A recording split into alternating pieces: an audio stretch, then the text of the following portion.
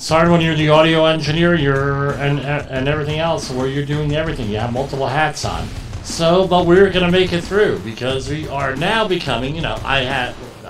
Somebody else who say talent on loan from God. I could say I have talent on loan from Jay Allen and everybody else that's out there. So we had a new listener send us over a article today, and I did not want to cover this article at all. I really didn't. No. Well, Jim, you should really cover this, talk about it, what are your thoughts on it and everything. But the reason why is not that I shy away from stories, especially when I have something to say. I shy away from jobs often that I know the people involved with it. But this one was, now this brought up a lot of old memories and old things that go on out there in the safety field. Now we forget about that. No, so we're safety people. Often we're the only ones, and I would take advantage, we have to stay in our lane, but a lot of times we come down with examples, we come down with stuff that's out of our lane. Sometimes way out of our lane, sometimes not so much. So when I was at NJIT in graduate school, I had studied how companies misreport, or how agencies misreport on environmental issues. And what I came down to was this: the stories are often written before the interview. Again, what are we looking at here? We put together a show 2 or 3 times a week here. We write it, we produce it, we record it, we edit it, and we post it. Right? And we do a lot more on that. And we come across we're multi-skilled people here. And we're on jobs, and we think about, well, how, and we all do this on our network here. How does this apply to what previously happened, and why the lessons we learned here, how come we're not applying them here, and things of that nature. Now, what I want you to do is remember this. When you go around criticizing people, especially that you might know, you run the risk of the next time they see you, they're gonna give you a rationing of no. And that's not something that you want to go through. So you don't want to sort of vicious cycle. So I'm going to say, I know some of the investigators here. I know I've worked with some of the companies on this job. I know them. I'm actually surprised that something like this would happen here. So this is from the Gothamist from last week. Story by Ramsey Khalife. Published on October 23rd. This is Gothamist.com. Worker falls to death at a job site for Gateway Tunnel, New York City's largest infrastructure project. So what they're doing is that they are digging a tunnel from Manhattan to New Jersey here. And a construction worker died Thursday morning, and this is last Thursday, after falling down a massive hole at a job site in Manhattan's West Side, where a new set of Hudson River tunnels are being built according to the agency overseeing the project. FDNY Battalion Chief Anthony Romano said that the worker wasn't breathing and had no pulse when he was found at the bottom of a pit at Hudson Yards. Crews performed CPR, then hoisted the worker up with a Stokes basket, a type of stretcher. The construction worker was working approximately 50 foot up on the northern wall. Said Romano, it was a foundation wall that was poured yesterday. We don't know how or why he fell. The man worked for a certain company, according to officials from the Gateway Development Commission, which is managing the work. Officials said all work was halted at a job site while the man's death is under investigation. The work site includes a hole excavated beneath 11th Avenue where crews are digging out the first new train tunnels beneath the Hudson River in more than a century. That's into New Jersey. The $16.1 billion job is the largest public work project in here, and basically people had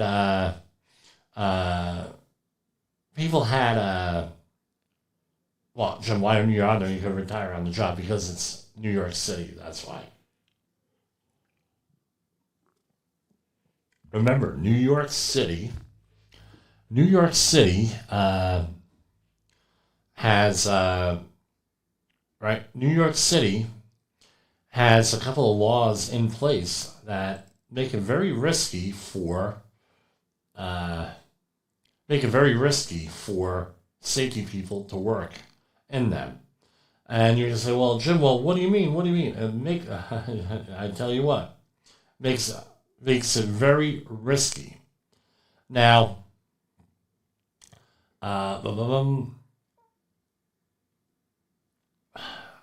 going on. Again, I had this pre-recorded tonight, but you know what? I'm going to be on the air. The recording did not go through well. So, what's going on here with this?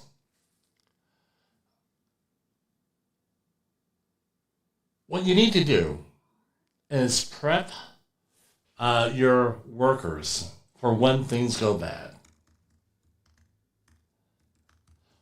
One of the articles here that I will share that I'm going to look. I closed that. I shouldn't have done that.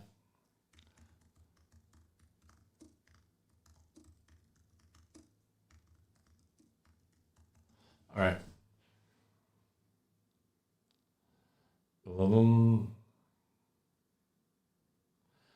Again, and again, I'm Googling this here. Not the first time that this has happened. So there was one last Thursday, right? There was one in 2020, right? And here we have another article on the Gothamist written by the same author. A construction worker fell to his death at a sprawling Manhattan job site, put in excessive hours in recent weeks, while managers fed up to catch on delays to the project's schedule, according to the man's best friend and co-worker. And it goes on and on with this, talking about the corporate culture to get things done, and some, and it's a whole long thing here. So let's talk about this. We have you have a disaster, catastrophic incident, and you have a worker out there talking about it. Now, this is apparently a non-union company based on what I'm reading here with this, and. Now, based on what I'm reading here with this so you could manage this here a little bit better. And with a union company, I don't think you're going to be able to manage this as easily. Non-disclosure agreements, number one. So you have everybody working there doing non-disclosure agreements that that might be one way around it. But I prefer to talk about what has happened on other jobs I've been on where people have gone out and blah blah about the job, blah blah to reporters. So there's a lot of reasons why you don't do that, and everything is scripted. So you get, especially if it's a publicly traded company, what do you have? You have a situation where you have a stock price. You're adding moral hazard to who wants to work for a company that had a fatality sort of thing. And you're adding moral hazard, and you're impacting the company's bottom line on this. And it may not even be true, what you're saying. So if you're a company and you're in this place, you're in the safety industry, there's 4 things that you have, and we had Jody Fisher from the PR podcast talk about the 4 things that you want to talk about before you have this. Let me check the audio here, because we haven't had audio issues here in months. And then today we have audio issues here. Let me check the audio. So what are the 4 things that we talk about? Number 1, this is what we know. Number 2, this is what we don't know. Number 3, this is what we're doing to find out. And when I went into the interview and the conversation with Jody, he said, well, you want to add the number 4, this is who I am. Of course, you're a PR person. Of course you're going to talk about who I am. So if you look at the first story here, and this is actually, I'm going to do a shout out to FDNY Battalion Chief, Anthony Romano. Let's see how he does on this. The worker wasn't breathing and had no pulse when he was found at the bottom of the pit at Hudson Yards. Okay, this is what happened. Crews performed CPR, then hoisted the worker with a Stokes basket. Okay, so that's what we know. The construction worker, again, he didn't release the name because of next of kin. Probably, I'm speculating, but I don't think I'm speculating too much. The construction worker was working approximately 50 foot up on the northern wall, said Romano. It was a foundation wall that was poured yesterday, so this adds a little bit of context. We don't know why he fell. Great. Right, so this is what we know. This is what we don't know. Right? And we're going to go on down here. The man worked for a company, according to officials from the Gateway Development Commission, which is managing the work. Officials said all work was halted at the job site, so this is what they're doing, right? While the man's death is under investigation. Okay, it's under investigation. All right, so this is what we know. This is what we don't know. We're having an investigation to find out. And they mentioned Battalion Chief Romano. That's who they got it from. Really good. Now you look at the second article here. It gives the guy more context. Well, we were working long hours. This is from one of the co-workers. I came here to work. I'm not coming here for vacation. I'm not a tourist, according to the friend of the dead man. Right? Sanchez. Rhoda says Sanchez was highly skilled in cement work, carpentry, rebar work, and as an electrician. This would indicate he's most likely a... Hold on, everybody. We're going to commercial break right now. Hang on. We'll see where this goes. Hang on with this.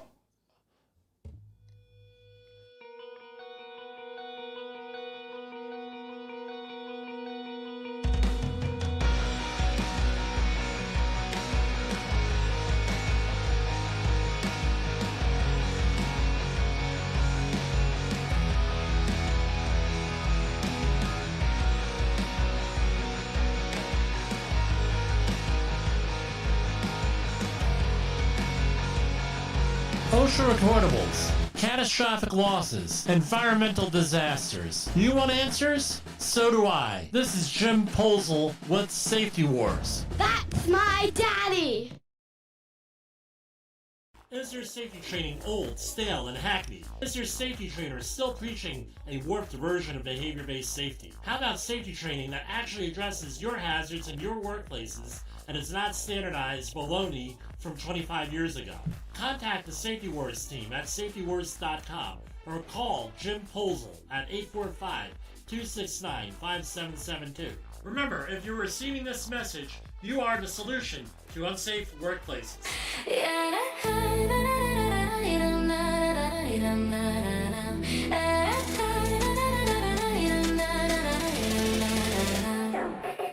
In the haunted house at night, watch your step, don't slip, hold tight.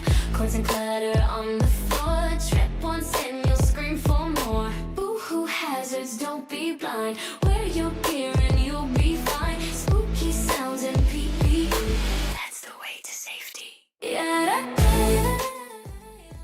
We are back here. Sorry about that. Call from home. So, that was Jessica, for those who want to... So here, now, let's talk about the second one. Goes in and adds some more context into this situation, but the thing is this. Here's the question. And I'm sure the person is in mourning, number one, and he's willing to say anything here with this. All right? So, this is my question here with this. And the guy gave pictures of people at work and everything else. Some people are saying these are not of the victim. Blah blah blah blah blah. Overtime is dangerous. This statement he made was the statement that he made. Now add some context possibly with this. So what's my point? Why is this guy saying anything? Right? Everybody involved here in this investigation so far has not said anything on what's going on exactly. And that is an important thing to talk about with your work crew. So again, what you have to have things scripted ahead of time. you have to have qualified people speaking.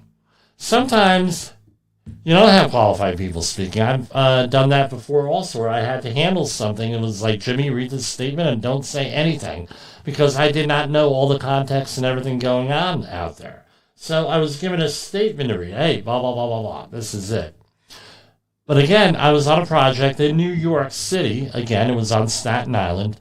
There was a major accident, a very, I don't want to say famous, but a very well-known accident in New York at an oil terminal where a barge blew up. And it happened in the late afternoon. It happened, there was a fire. People were missing, or I should say more accurately, unaccounted for. With this stuff, because I tell you what, if something started blowing up, I'm not going to take the time to sign out. I'm getting the hell out of there, right? If it's that big of an emergency. And he ended up, and there was an issue. So what ended up happening was there was a supervisor on site that never met a microphone, a camera, or a young reporter he didn't like. Slightly misogynist, but that's what the reality of the situation is. And he goes, and she shoves the microphone in his face and says, oh, well, what's going on over there? And he's not authorized to speak at all. And he says, well, we got this situation going on. We got this situation going on. There's unaccounted for people there. Can you have? Oh yeah, they're pulling bodies out. That's what the rumor was on the show. They weren't pulling bodies out of the water. Oh, and yeah, and there's debris all over the place. So we're staging over here in Seawarren, New Jersey, and it goes on and on and on and on. Made the 11 o'clock news. In all fairness, the reporter did a pretty good job. This is what the guy said, right? And he ended up saying, well, Jimmy, blah, blah, blah. Hey, I said, hey, don't want to do that. I'll talk to whoever I want, blah, blah, blah, blah. He ended up, and then what happened? 11 o'clock news shows up. They get a phone call at like 11:45 this after it aired. By the way, the owner of the company gets a phone call. Pick up your stuff and leave. You were not authorized to talk on our behalf. There was another situation at an oil terminal in northern New Jersey, not too far away from there, an oil refinery, I should say, where they had a situation that happened on the job. Somebody went to a website and wrote down everything that was going on the job. This happened, and that happened, and this happened, and that happened. Blah, blah, blah. And he had a history of putting things on, and it impacted the stock price for the company. What do you think happened? He got a nice visit from the SEC. One of my listeners out there, who was a regular listener, and I worked on a project in California. It was a worker fatality. We were there on the investigation crew. And we were told, do not talk to anybody about this job. Had NDAs signed. So we go down, and it's a Halloween. I believe it was Halloween, if memory serves me right. We get together, we were on the road, investigation crew. So we were not working that, was like a similar situation as this year. October 31st, right? Next day we were working, so we were living it up, right? Over there. And we said, okay, we're going to go meet at the hotel restaurant, which was a very good restaurant, by the way, phenomenal restaurant for a 3-star hotel. But they also had like a dance club there, and we go down there, and yeah. People at CTFM saw me karaoke, so, it's... don't be surprised that I can dance. But anyway, we're down there, and I said, you know what? I've been out working all day in the sun. I am hot. I'm in level C and modified level D. I'm hot, and I'm smelly, and I'm sweaty. And I said, you know what? I'm going to go, and I'm going to take a shower. Oh, Jim, you're going to be late to the... No, I'm going to take a shower. I'll get dressed. I'll be there. I will be there, but guess what? And one of my coworkers, she said, yeah, we're going to do the same. I'm going to do this. She said, no, we're all full, right? Let's go. And so, well, by the way, we're taking showers together, so don't get the right idea. The wrong idea, I should say, the right idea. Freudian slip. So, we go up and we, get dressed, we get blah, blah, blah. And we go down into the, dirty minds. I got a comment coming across. People have dirty minds. But anyway, we go down there, and lo and behold, who do you see? You have two sets of people. The place is packed. We know it was going to be that, but it was really packed. And we had you had very young, professional females all through there. And this was like and we have cleanup workers here. This is like, and they're dirty, they're smelly, they haven't shaved in 3 days. And it was like they're gruesome out there. They're out there all day. And they went here and they started living it up. And these women, young women, 22, 23, 24 years old, are all buying them drinks. And I'm down at the bar and I'm getting things going. We're moving and grooving. And someone offers to buy me a drink. I'm like, oh, okay, well, it's California. People buy you drinks all the time. So, and who do you know? Okay, well, and I was single at the time. What are you doing here? Oh, we're working here. I'm from New Jersey. I learned that my lesson. I'm from New Jersey, always say. Oh, okay, you're from what do you do? Oh, we're working, on that big place that had the accident up there. Oh, yeah, I read about that. And then she started asking questions, very specific questions. And I said, okay, nice talking to you. And I gather everybody together. I said, these are all working for an investigator town. Some of their investigators. They're pumping us for information. Don't talk to them.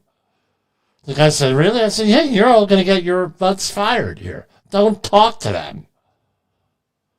All right?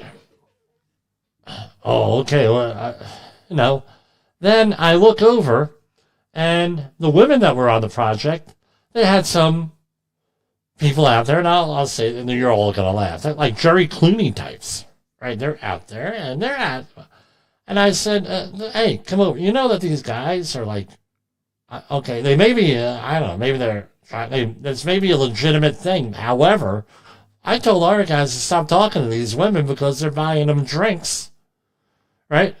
They said they're buying them drinks. These are like right out of college, and these guys are like 40 years old. All of them married, except for me. And, I said, yeah, they're all buying them drinks. So be careful. I don't know who this guy is. Be careful. And sure enough, he did the same thing, and then 20 minutes later, they were all gone, because we weren't saying anything. So that's how they get into and infiltrate you. So this is why you have to have this stuff scripted. You have to be prepared ahead of time. So as part of our 40-hour course, 40-hour HAZWOPer, and also our 8-hour refreshers, when I'm dealing with managers, supervisors, and even with the site-specific training, I give for my clients and the companies I work with, guess what? It's always in there. Again, well, you go in there and, this is what the script is, NDA, and the whole 9 yards, and be prepared to say something. And what are those 4 things? This is what we know. This is what we don't know. This is what we're doing to find out. And this is my name. Just like this chief, there's a battalion chief, and I'll do a shout out for him, Anthony Romano. Very, very good, very, very good information here in this. This was written last week. Some other information came to light since then. I'm not sure I'm allowed to discuss it because I heard it in the background. And what's the other thing? So now there is a fatality. What do you have to do as an employer if there is a fatality? Yes, let's say, okay, you called 911, you went or it could be catastrophic incident. You call 911, you have the scene stabilized. Within 8 hours, you, not the police, not the EMTs, not the hospital. Within 8 hours, you have to make a call to 1-800-321-OSHA. They are open during the shutdown to report on a workplace fatality. That's number one. All right? You got to report it because they're going to be out there, if not that day, first thing in the morning the next day, doing an investigation. Usually, I have not had to wait more than 72 hours for them to show up on site where there was a catastrophic incident or a fatality. So some of the other information I've spoken to other investigators, and that's what they have told me, about 72 hours. So what do? You get somebody else there, also you and a coworker. You sit there and, I don't know, do your own investigation, try to find out what happened, if that's part of your job. Or maybe your job is to wait for OSHA to show up. And you go there and you hang out until OSHA shows up, and they'll be there. You get your ducks in a row, get your OSHA 300 and 300As, get your safety plans out, get any training records out, because they're going to be asking for them. Get some photos and everything else ready to go. Take and do your own investigation while you're there. Maybe do some safety stand down, especially with fatality. You head up some kind of a training class out there. You might have grief counselors. You may have a lot of things. On one of the projects that I was on, they actually brought out some clergy to bless the site because it was a scene of a tragedy, to try to, bless the site, to quote unquote maybe cleanse the site with that and give people an opportunity to mourn. You have a plan in place to notify the family or next of kin on what happened. You don't release the person's name, like the here with the fire chief, the battalion chief. You do all this stuff. What's the idea? You have to go out there and plan the crap out of everything. You have to be able to communicate with people. You have to realize that maybe workers, other people are going to be pumping your workers for information. Jim, you're paranoid. You're paranoid. Yeah, well, guess what? This is why it pays to have an experienced person on site, on your payroll, who you could call. Because if you're going to do this on the fly, you're going to have a problem. The other thing is this. I don't know. Let's say that you're a foreman and you start making these statements. And you're in a place like New York. I don't know if this gentleman here taught the Gothamist what his role is, whether he's a foreman, supervisor, or just a regular worker. Seems like a regular worker, but he might be a person in charge of something, a PIC. Remember, non-union company. And you got to go out, and so you're in New York, and you have to know all the liabilities. So in New York, again, I'm not an attorney. Don't play one on the radio. Don't play one on TV. Not playing one on the internet. You are in New York. You have a thing called Carlos's Law, and you also have a New York scaffold law, which I imagine, I wasn't there, but based on how my experience, he might have been on something that was in effect a scaffolding of some sort here. All right, with this. Now you are dealing with not only civil liability, meaning moolah, money. Now you are also potentially dealing with a criminal liability here with this situation. Well, Jim, what do you mean criminal liability? In New York, if you are a competent person or a supervisor and someone falls to your death, you're under criminal investigation, and damn it, you better make sure your I's and T's are crossed and your T's are dotted, if you know what I mean. Let's see who was paying attention with that. So now, you're a competent person on these jobs in New York City. What is your responsibility as a competent person? First of all, if you're a safety professional, are you the competent person? So what do? What's Jim's rule? What's Jim's rule? Every time I go onto a project, I don't care if I'm a direct hire or if I am a consultant, it's going to be either in the contract or an email the first day of work. What's my scope of work? What am I responsible for? Right? And now we'll start number one. Do I have the authority to hire? Do I have the authority to fire? Do I have the authority to discipline? Do I have the authority to manage? Why do we do that? Why does Jimmy do that? And now it's catching on because I'm hearing from some of my colleagues. Jimmy, I hired this guy right off the bat. He's asking me these questions, and that's a freaking yeah. They said they heard it from a guy wearing a baseball uniform on there, right, playing ball, the safety ball, right, on safety work. What the hell are you saying on that show? I said, well, first of all, you should be listening so you know what the hell I'm saying on the show.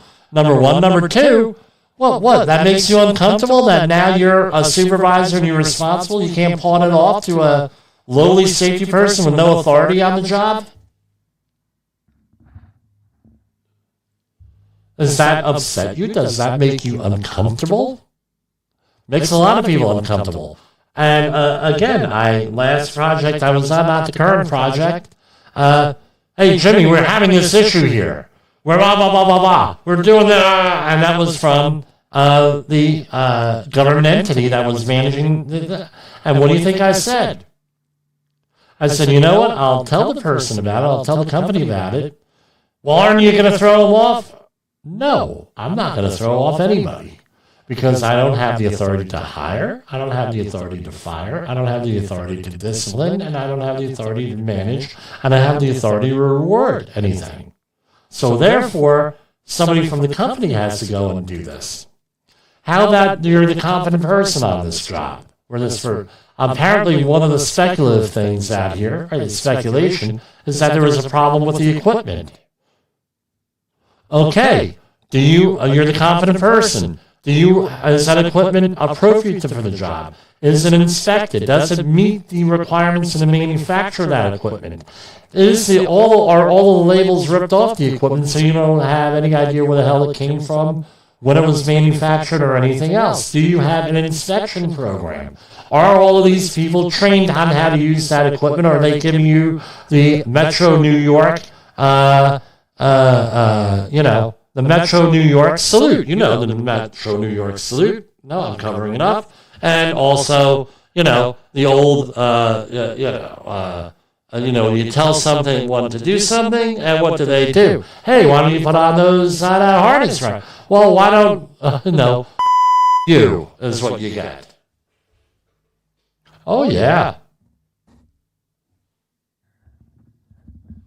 All this goes into that. This is a lot of planning. Not only is this about communication, this is also about planning. How do you manage things? Or are you going to do what they're doing, what the Republican Party and voters in New York City are doing now? They're in a scramble because they don't want Mamdani as a mayor. Well, maybe if you were doing this, what you were supposed to for the last 40 freaking years, this wouldn't have happened. Now, with this, I can tell you right now, the confident person and people in charge are sweating things out here.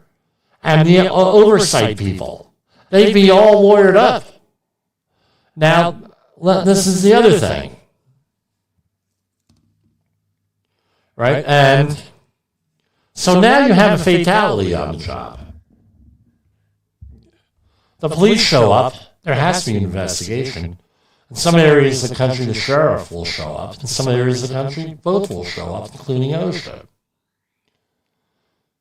If you are a supervisor or above, that gets managed different than if you are below supervisor. And by supervisor, I mean foreman or above also. So if you think that union is going to stand behind you and I'm a union member, I can say whatever I want. That ain't the way it is.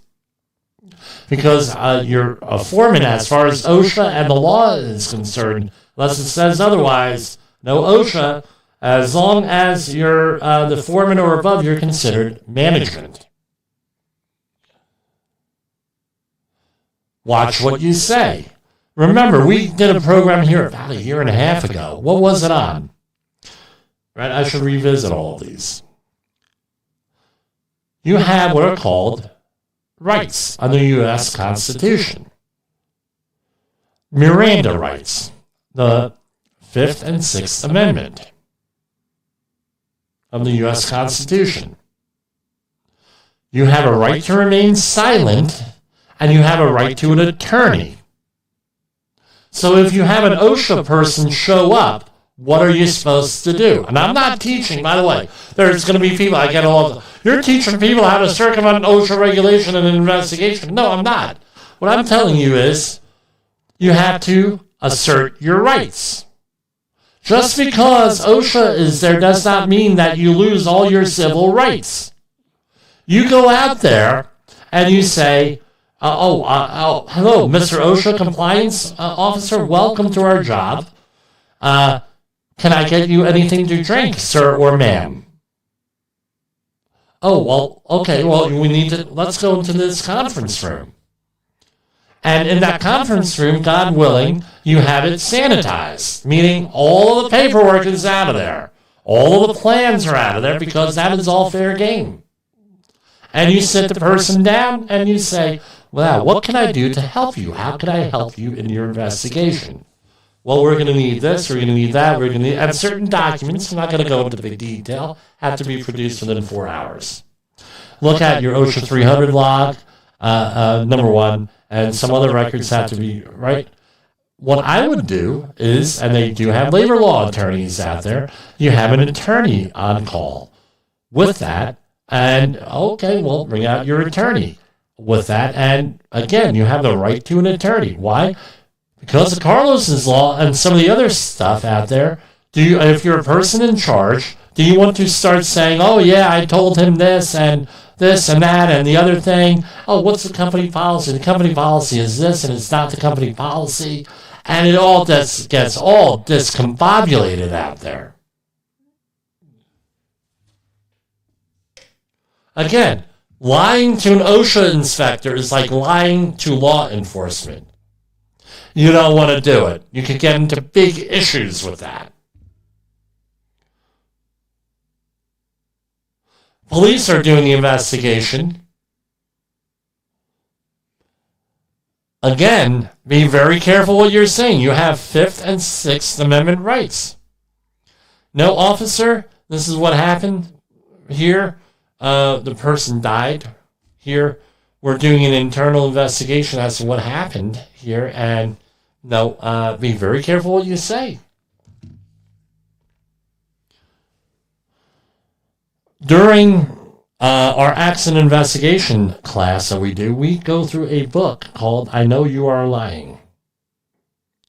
And it's about what's called statement analysis that's been developed over the years, and it is one of the books that is read by interviewers. And on how to evaluate people, and it's read by people like us on what not to say or how to say it.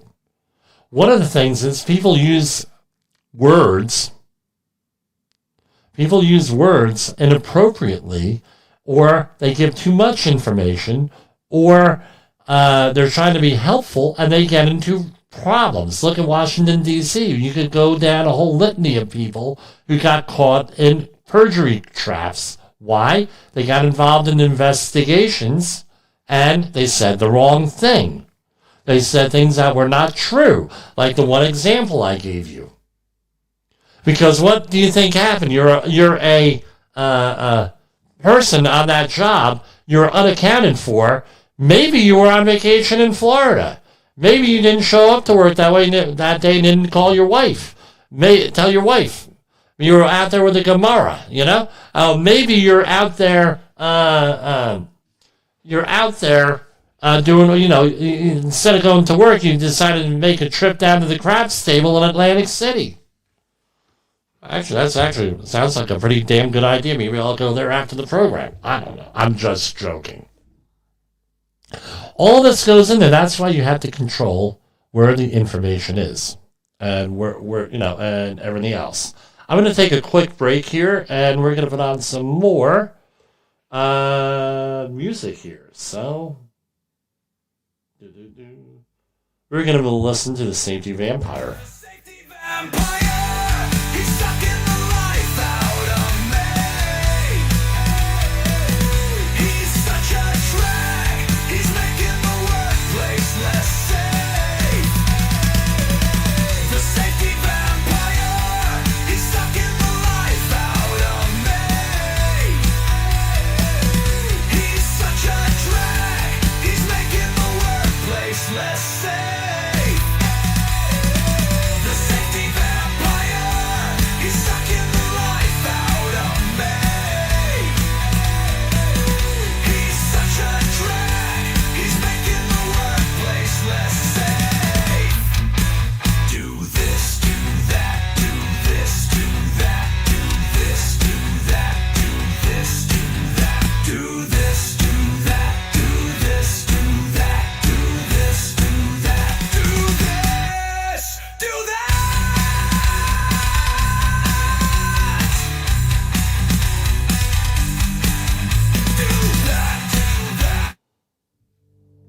What if everything we thought we knew about safety was just interference? From the host of the Rated R Safety Show and the founder of Safety FM comes the complete Signal Transmission Trilogy, now available in one powerful edition. Safety, in my opinion, the book that started the conversation.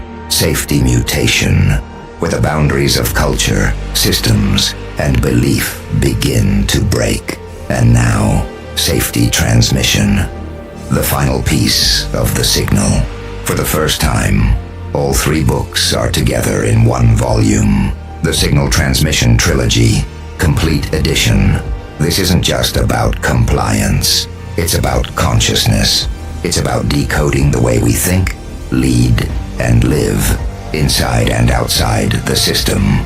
Whether you've been following the signal since the beginning or you're just now tuning in, this is the version to own.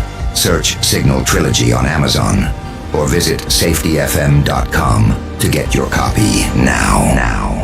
OSHA recordables, catastrophic losses, environmental disasters. You want answers? So do I. This is Jim Posel with Safety Wars. That's my daddy! It's coming up out of the ground. The toxic waste is bubbling. What if everything we thought we knew about safety To your skin. It's in your blood now. C of R 1920.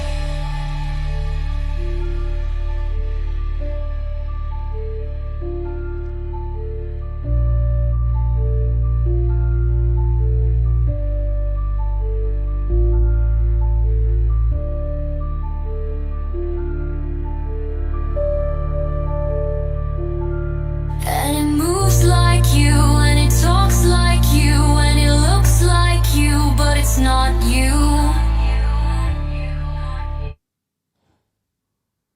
And we are back here with our Halloween-themed safety music. Or safety-themed Halloween music, however you want to, with that. That was on Hazardous Waste Site, right? With that, that's what the lady was talking about. It's getting on your skin, and it looks like you, like an invasion of the body snatchers type thing. Well, this accident just happened here. The North Carolina State Highway Patrol is searching for the driver who caused an accident on Wednesday night that killed the power. Well, the story was just released. It happened around 5:20 on Live Oak Church. It happened around 5:20 on Live Oak Church Road near Carmel Drive in Selma. According to the North Carolina State Highway Patrol, repair technicians are working on power lines when the driver of a flatbed truck carrying a water tank disregarded a stop signal from traffic control personnel who are halting traffic due to low-hanging wires. The truck became entangled in one of those wires, causing a technician to fall to the ground. The worker did not survive. With that, State Highway Patrol identified the victim as 29-year-old James P. Rudzicki. Sounds Ukrainian, Rudzicki, right? Charles Dodge said they heard sirens and knew something was wrong. Police and ambulance started showing up. Fire truck showed up, and it continued for multiple hours. Right? So, apparently it was a septic company, right? With that. And they also, apparently a spokesperson released this statement to ABC 11. The incident yesterday in Selma was a tragic loss. We extend our condolences. And here you go. SHV released these photos of the truck the person was driving, and it is a small vacuum truck like you would have for honey dippers. No, with that. I'm sorry, it was a lowboy with a honey dipper truck on the back, right? Like a vac truck, a little vac truck. So here's the question. Everything is on video. Why would you leave the scene of an accident? The last motor vehicle accident I was in, I was backing into a parking spot that was tight, and I hit the car, right? This happened like 5 years ago. People said, why didn't you just leave? No one would have gotten you. I said, because everything's on video. Now, my question, I was on a project a number of years ago in Connecticut during COVID where everybody got empowered, right? And these were the people, everybody on the nobody wanted to wear a mask or wash their hands or social, and it was like a bear to get compliance out of anyone. But anyway, and remember, compliance is overrated here, and the company refused to get rid of people. So, Jim, they're not wearing masks. Okay, do I have the authority to hire, fire, discipline, blah, blah, blah, blah, blah? No. Okay, well then, the person who does have that authority is okay with this, so perhaps we need to talk to them. Oh, but what ended up happening was we were paving a road on a project, and we had a group of 4 warehouses. The 2 warehouses in the back of the property were not being renovated. The 2 in front of the property were, but to get to the places in the back of the warehouse, you had to go through the parking lot of the places in the front of the warehouse. And needless to say, we had a delivery company, a nationally known delivery company out there that was one of their warehouses making deliveries. And we had up signs, we had up traffic control devices, we had a flag person out there. And the guy said, I'm in a hurry, I'm making this delivery. And rather than going 150 foot out of his way to go around another driveway that we had open, he blew right through the work area and ran somebody over. Oh yeah, he ran him over. Then he left the scene of the accident. We got his description, we got the license plate number, we even had a picture of the guy. The policeman in that part of Connecticut decided not to press charges on him. Said, in plain view of 12 people, he ran someone over and left the scene of the accident. What's going on? Well, they just never investigated it. They didn't, or anything. Ended up being the guy actually got real badly banged up, but nothing really serious here, right? You're just like glancing blow on here with this. I said, no, what now? How do we manage that? From now on, whenever we had anybody in the doing any work on site that was in the road, in a parking lot, we had everything up like we were supposed to. Right, all what do they call it? NTSB standards. We met 100 and then and we did more. Plus, we put vehicles in front of where we were working. So if someone wanted to go through there, they ended up hitting a vehicle, a construction vehicle. Which is what my recommendation was in the beginning, and I had it documented, but what did they do? Right? I'm holding up. Right? They did that, and then that was, Fleet View. So and the other thing was, after that, we had a video camera out there at all times, video recording everything on that parking lot. And we actually, then the police did something because we had another incident, and that was the way it is. So that's basically what we do here. We go out there, we manage things, plan ahead of time. Everything, along that. And that's all I really wanted to say tonight on Safety Wars. So we're going to conclude, because anything more than this, I ramble. And we're going to go out with our outro and then our patriotic salute here. And with that, so let me say this. My mother, it was the 2-year anniversary of her death today, and we're remembering that.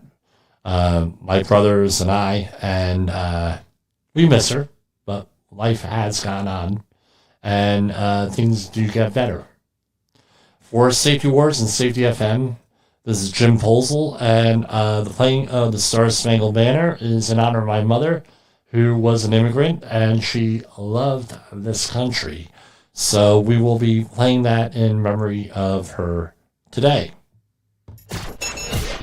The views and opinions expressed on this podcast are those of the host and its guest and do not necessarily reflect the official policy or position of the company. Examples of analysis discussed within this podcast are only examples. They should not be utilized in the real world as the only solution available, as they are based only on very limited and dated open source information. Assumptions made within this analysis are not reflective of the position of the company.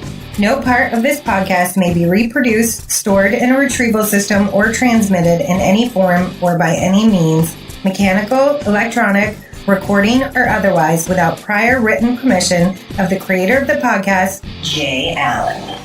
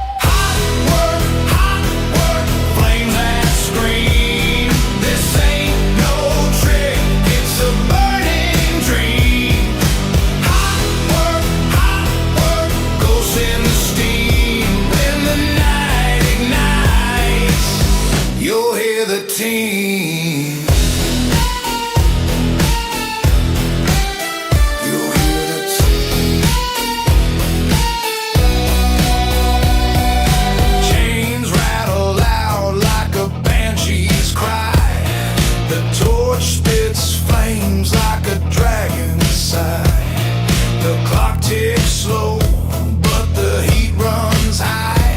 It's a graveyard shift under a molten sky. Cursed by sparks, they cling to my sleeve. Like spirits that whisper, they never leave. The iron moans as the hammers weave. A song for the damned who never grieve.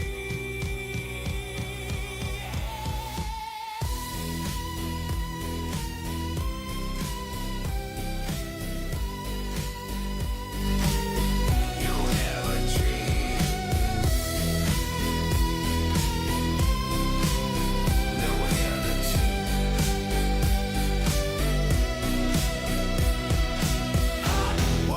Hot work, flames that scream. This ain't no trick, it's a burning